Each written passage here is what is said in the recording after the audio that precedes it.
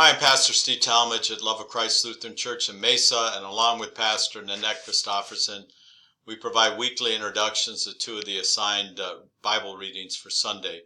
In this video, we're going to take a look at the Old Testament first lesson for Sunday, August 6th, 2023, from the prophet Isaiah, chapter 55, verses 1 to 5. Chapter 55 is the last part of the second long section called Second Isaiah. And as you've learned from maybe previous lessons, most Bible scholars tend to divide Isaiah up into three books. Sometimes they'll throw a fourth book in there. But Second Isaiah is chapter 40 to 55, and in my note here, it brings words of comfort and hope. Sometime between 587 before Common Era and 538 before Common Era, and that word is spoken to Israelites that either are still in exile in Babylon, because the exile, formally took place 587, 586, and it may be speaking to people who are making their way back to Jerusalem, to the rubble and ruin of Jerusalem, after the Babylonians sacked, pillaged, and destroyed the city and the temple. But then in 538, Persian King Cyrus issued an edict allowing the exilees from Israel to go back and to rebuild their city and rebuild their temple. God is at work. That's what Isaiah is trying to communicate through Second Isaiah.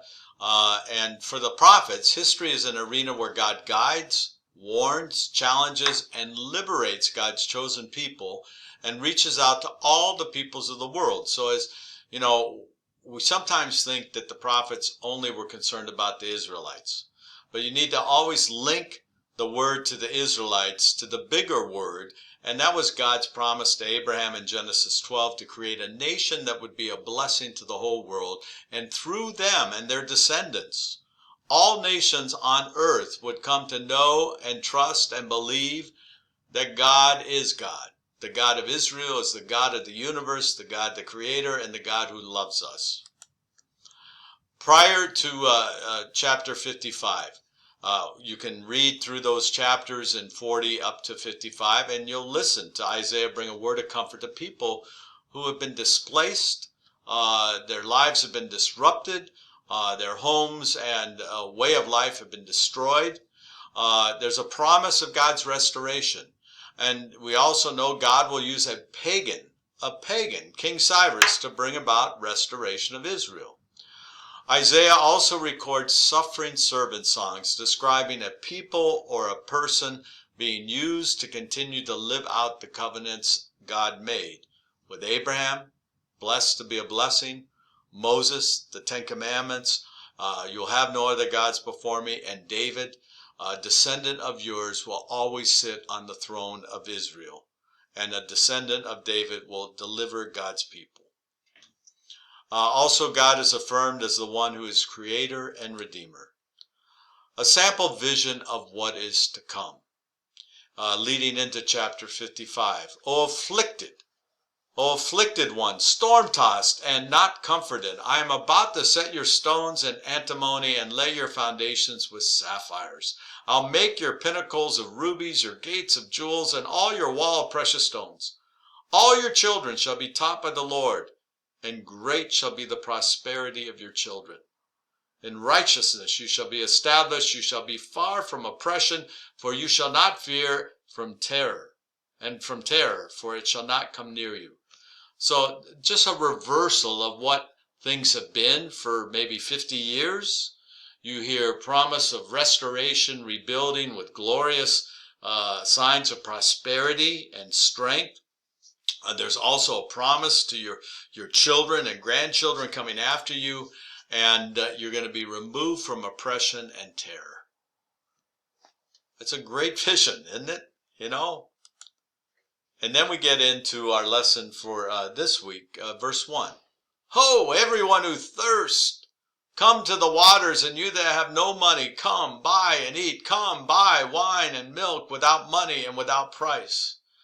This is an invitation to celebration, an invitation to feasting, An invitation to see God's provision, to trust in God's provision for people who've been thirsting for liberation, for people who have been oppressed, people who have, had their rights and privileges stripped from them. Now comes a gracious invitation. Everyone. It's to everyone to come. And it's everyone, even those who have no resources, no money. And isn't that what grace is all about?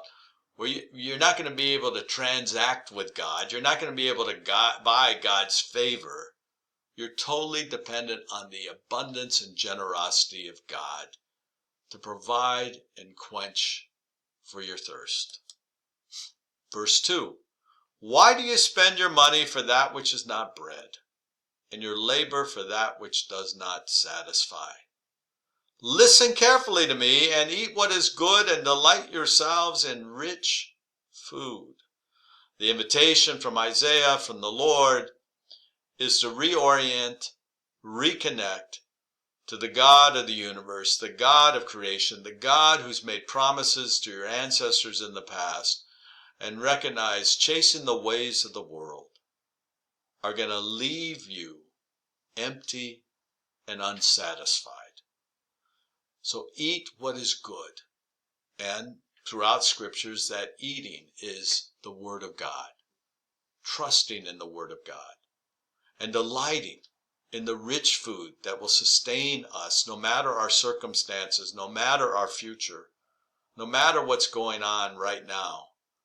Delight yourselves in rich food and eat what is good. And that's the assurance that God is with you. God is with us. Verse 3, incline your ear and come to me. Listen so that you may live. Again, what happened to put them into exile? They turned and chased after other gods. They didn't listen to the prophets.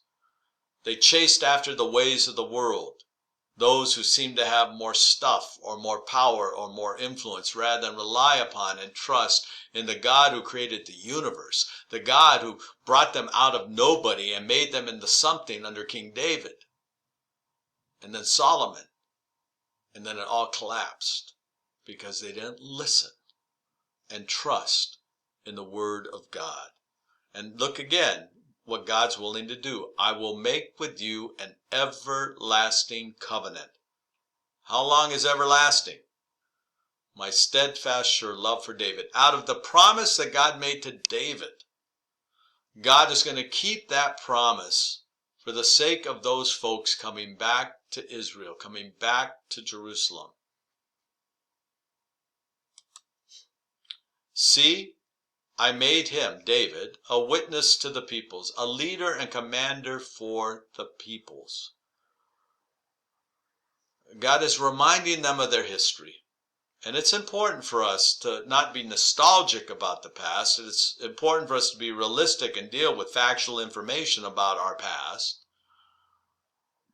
But we also need to remember some great courageous people whom God has provided along the way to turn the course of history for the people, for the good, for a witness of God's provision, God's protection, God's blessing. Our last verse, verse 5.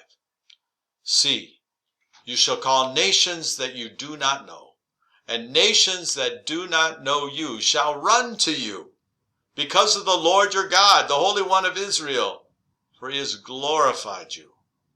What an image.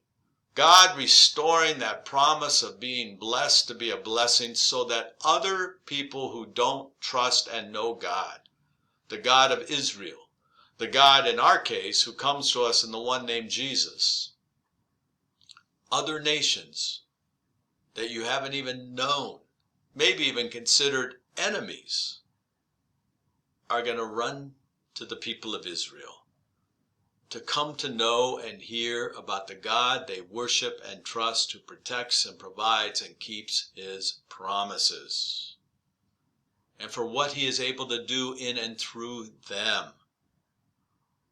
They're going to see the tangible benefits of living a life with God rather than chasing after many gods. So let us incline our ear and listen to the words of comfort and hope offered by Isaiah this week. God bless. Thanks for listening.